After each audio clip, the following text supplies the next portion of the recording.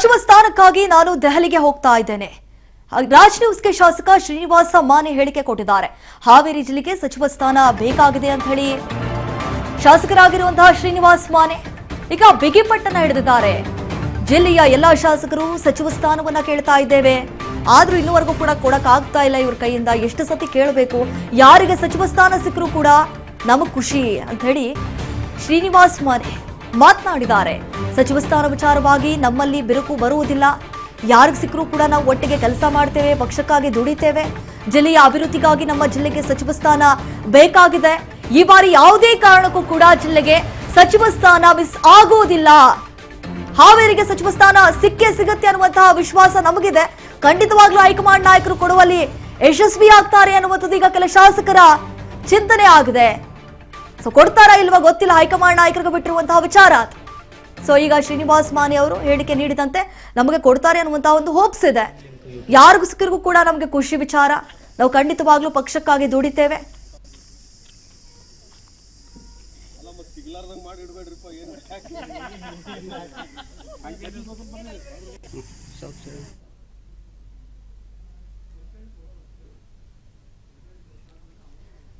Studio Haveri ಪ್ರತಿನಿಧಿ ಕಿರಣ್ ಈಗಾಗಲೇ ನಮ್ಮ ಶಾಸಕರಾಗಿರುವಂತಹ ಶ್ರೀನಿವಾಸ ಮಾನೆ ಅವ್ರ ಜೊತೆ ಮಾತನಾಡಿದ್ದಾರೆ. ಬನ್ನಿ ಏನ್ ಮಾತನಾಡಿದ್ದಾರೆ ಕೇಳಿಸ್ಕೊಂಬರೋಣ.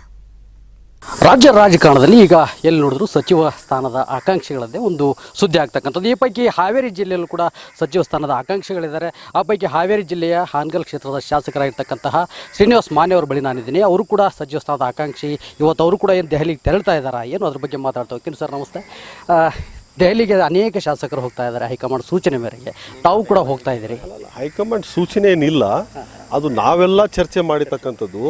ಯಾಕಂದರೆ ಸರ್ಕಾರ ರಚನೆ ಆದಂಥ ಸಂದರ್ಭದಲ್ಲಿ ಭಾಳ ದೊಡ್ಡ ಸಂಖ್ಯೆಯಲ್ಲಿ ಕಾಂಗ್ರೆಸ್ ಪಕ್ಷದ ಶಾಸಕರು, ಹಿರಿಯ ಶಾಸಕರು ಆಯ್ಕೆ ಆದಂಥದ್ದು.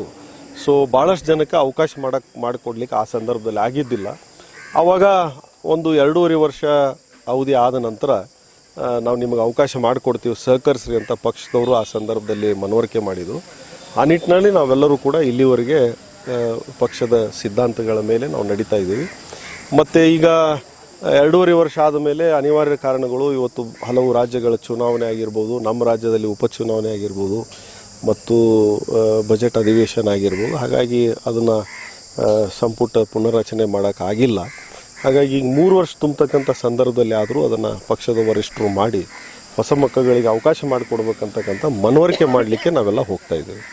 ಒಂದು ಕಡೆ ಬಸವರಾಜ ಶಿವಣ್ಣವರು ಕೂಡ ಹೊರಟಿದ್ದಾರೆ, ತಾವು ಕೂಡ ಆಕಾಂಕ್ಷಿ, ಡೆಪ್ಯೂಟಿ ಸ್ಪೀಕರ್ ಕೂಡ ಇದ್ದಾರೆ. ಇಲ್ಲಿ ಯಾರಿಗೆ ಕೊಟ್ಟರು ಒಂದೇ ಮನಸ್ಥಿತಿ ಇರುತ್ತೆ, ಅಥವಾ ಒಂದಷ್ಟು ಕ್ಷೇತ್ರದ ನಿಮ್ಮ ಅಭಿಮಾನಿಗಳಾಗಿರ್ಬೋದು ಅವ್ರಿಗೆಲ್ಲ ಒಂದು ಅಸಮಾಧಾನ ಆಗೋ ಥರ ಇರುತ್ತೆ. ನಮ್ಮಲ್ಲಿ ವಿಶೇಷವಾಗಿ ಹಾವೇರಿ ಜಿಲ್ಲೆಗೆ ಕ್ಷೇತ್ರಕ್ಕೆ ಎದರಲ್ಲೂ ಕೂಡ ಸ್ಪರ್ಧೆ ಇಲ್ಲ. ಎಲ್ಲ ಕ್ಷೇತ್ರದ ಮುಖಂಡರು, ಕಾರ್ಯಕರ್ತರು ಮತ್ತೊಂದು ಕ್ಷೇತ್ರದ ಶಾಸಕನಿಗೆ ಅಷ್ಟೇ ಪ್ರೀತಿಯಿಂದ ಗೌರವಿಸ್ತಾರೆ. ಅವ್ರ ಶಾಸಕನ ಎಷ್ಟು ಪ್ರೀತಿ ಗೌರವಿಸ್ತಾರೆ ಅಷ್ಟೇ ರೀತಿ ಎಲ್ಲರಿಗೂ ಗೌರವಿಸ್ತಕ್ಕಂಥದ್ದು ಒಂದು ಸಂಪ್ರದಾಯ ನಮ್ಮ ಜಿಲ್ಲೆಯಲ್ಲಿ ಕಾಣ್ತಾ ಇದೆ. ಹಾಗಾಗಿ ಇವತ್ತು ಹಿರಿಯರಾದಂಥ ಬಸವರಾಜ ಶಿವಣ್ಣವರಾಗಿರ್ಬೋದು, ಆಮೇಲೆ ನಮ್ಮ ಉಪಸಭಾಧ್ಯಕ್ಷರಾದಂಥ ರುದ್ರಪ್ಪ ಲಮಾಣಿ ಅವರಾಗಿರ್ಬೋದು, UB ಬಣಕಾರ್ ಅವರಾಗಿರ್ಬೋದು, ನಾನಾಗಿರ್ಬೋದು, ನಮ್ಮಲ್ಲಿ ಯಾವುದೇ ರೀತಿ ವ್ಯತ್ಯಾಸ ಇಲ್ಲ. ನಮ್ಗೆ ಅವಕಾಶ ಕೊಡಬೇಕಂತ.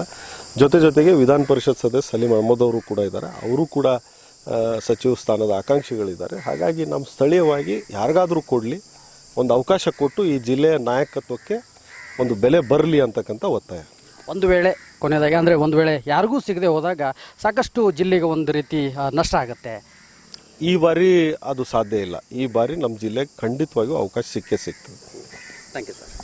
ಇದಿಷ್ಟು ಶಾಸಕ ಶ್ರೀನಿವಾಸ ಮಾನೆ ಅವ್ರ ಮಾತು. ಅಂದರೆ ಏನು ದೆಹಲಿಗೆ ಹೋಗ್ತಾ ಇದೀವಿ, ಅಲ್ಲಿ ಮನವಿಯನ್ನು ಮಾಡ್ಕೊಳ್ತಾ ಇದ್ದೀವಿ. ಈ ಬಾರಿ ನಮಗೆ ಖಂಡಿತ ನಮ್ಮ ಜಿಲ್ಲೆಗೆ ಸಚಿವ ಸ್ಥಾನ ಸಿಕ್ಕೇ ಸಿಗುತ್ತೆ ಅನ್ನೋ ಒಂದು ಮಾತನ್ನು ಹೇಳ್ತಕ್ಕಂಥದ್ದು. ಕ್ಯಾಮರಾ ಪರ್ಸನ್ ಮಲ್ಲೇಶ್ ಕಪೂರ್ ಜೊತೆ ಕಿರಣ್ ಬಳ್ಳಾರಿ ಮಠ, ರಾಜ್ ನ್ಯೂಸ್ ಹಾವೇರಿ.